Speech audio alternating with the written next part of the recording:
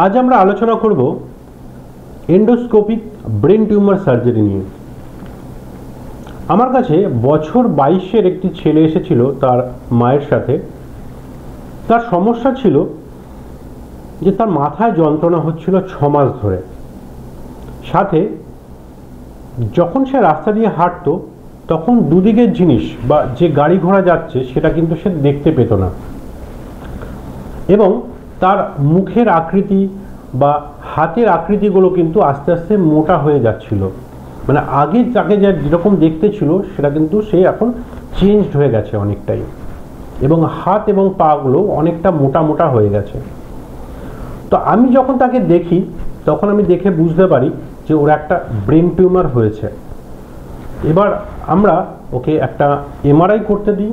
এমআরআইয়ে ব্রেনের একটা particular region, যেটাকে আমরা পিটুইটারি রিজিয়ন বলি, সেইখানে কিন্তু একটা টিউমার ধরা পড়ে, এবং তার কিছু হরমোনের টেস্টেও কিন্তু এই জিনিসটাকেই সিগনিফাই করে যে একটা পার্টিকুলার গ্রোথ হরমোন তার শরীরে বেড়ে গেছে, যার জন্য তার এই মুখের আকার আকৃতির পরিবর্তন এবং হাত এবং পায়ের যে মোটা হয়ে যাওয়া সেগুলো কিন্তু হচ্ছে।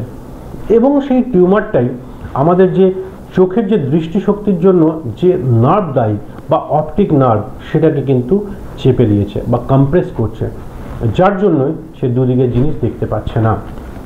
এমতো অবস্থায় আমি বাড়ির লোককে বলি যে ওর একটা টিউমার হয়েছে এবং এই টিউমারটাকে অপারেশন করতে হবে, যেহেতু সেটা বাকি যে আমাদের নার্ভগুলোকে চাপ দিচ্ছে। এবং আমি ওনাদেরকে বোঝাই যে এই অপারেশনটি সম্পূর্ণই কিন্তু এন্ডোস্কোপি দিয়ে হবে, মানে কোনো রকম কাটা ছেঁড়া কিছু থাকবে না, সম্পূর্ণ অপারেশনটাই আমরা নাক দিয়ে করে দেব। এবং তারপরে ওনারা আশ্বস্ত হন এবং আমরা অপারেশনটা করি। অপারেশনটা করার পরে কিন্তু পেশেন্টের এই যে জিনিসগুলো, মাথা যন্ত্রণা এবং যে দেখতে অসুবিধা, সেগুলো সম্পূর্ণ চলে যায়, এবং পেশেন্ট অপারেশনের 2 দিন পরই বাড়ি চলে যায়।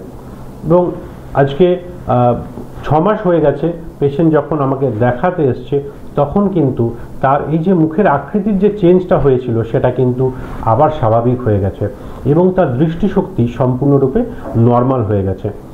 তো এটাই বলার কথা যে এই ব্রেন টিউমারের অপারেশনও কিছু পার্টিকুলার জায়গার ব্রেন টিউমার, সেগুলো কিন্তু আমরা নাক দিয়ে করে দিতে পারি, বড় করে কোনো কাটা বা অপারেশনের দরকার হয় না।